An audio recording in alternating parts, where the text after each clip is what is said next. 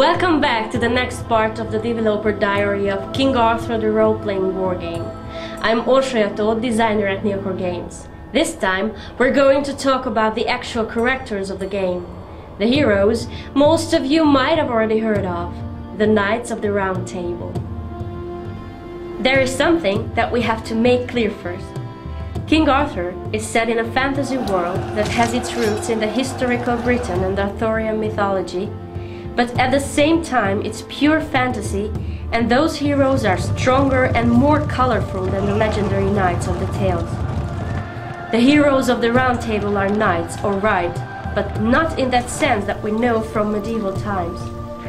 These heroes serve their king and achieve great deeds, but they are more like creatures from the tales of fantasy. These knights are legendary heroes, similar to the ones we know from the various interpretations of the Arthurian mythology. But their deadly abilities are not only restricted to sword fighting and battles. They also have mystical abilities, spells that make them invincible. These powers grow and develop while they are gaining experience in battles and during knightly adventures.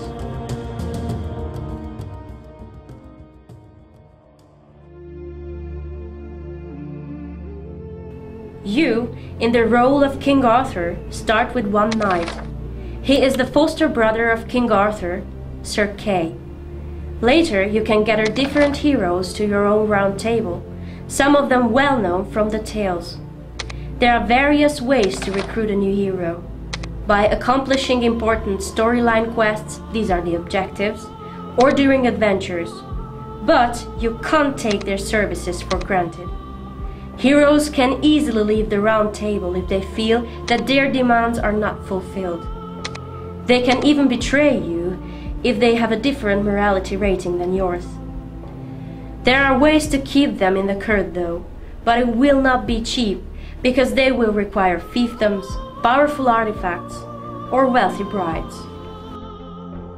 The Round Table exists in the game as well.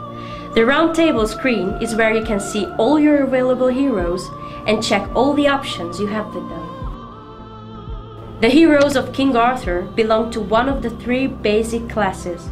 Champions are deadly warriors in battles, warlords are excellent leaders and liege lords, while the sages are the masters of the mystic knowledge called magic. Character development is the most important role-playing element in the game. The heroes gain experience points in battles that depends on how many enemies they have defeated. The other way to gather experience is to go on the adventures that pop up on the campaign map. Experience points can be used to boost skills and abilities when heroes gain new levels. There is no limit to the maximum number of levels in the game. There are two different skill groups. The first is a group of class skills. The class skills of the champions make them deadly in battles and give boosts to their troops.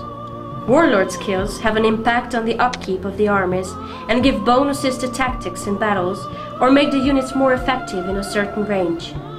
The sages can cast deadly spells from far away or even summon storms.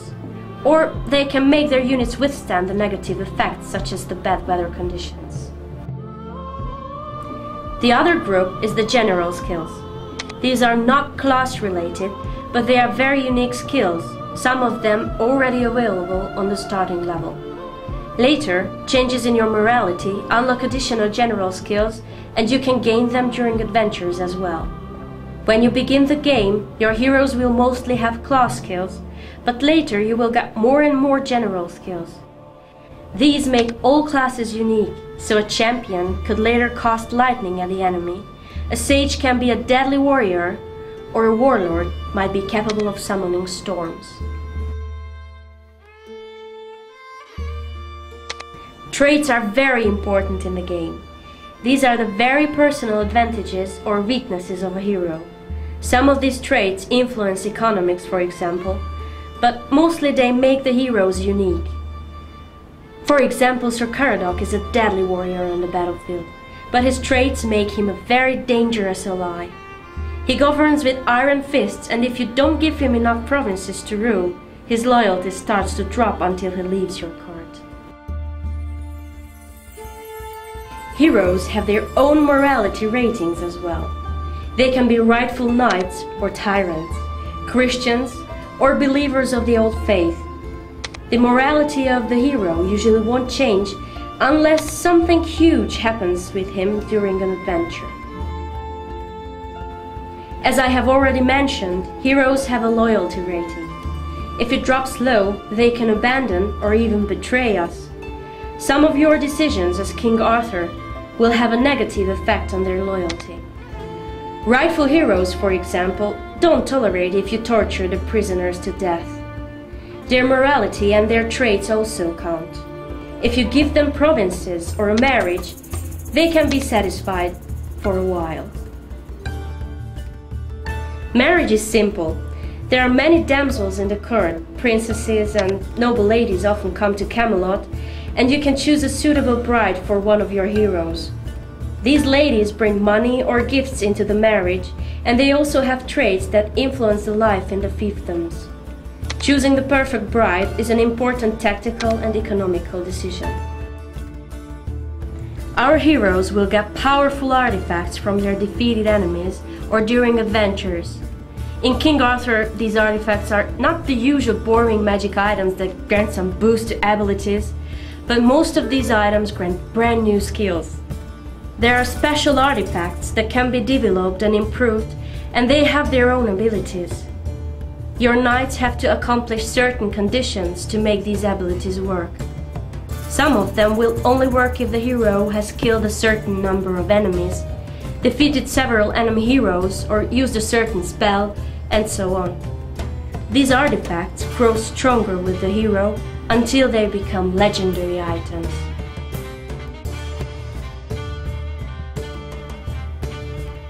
As we have seen so far, the heroes in King Arthur are very detailed and personalized characters who will lead our armies into battles. They are mighty warriors and wizards, and it's not an overstatement to say that their abilities can really change the outcome of battles. But this is something we will discuss in a later installment. Thanks for watching the video and see you soon!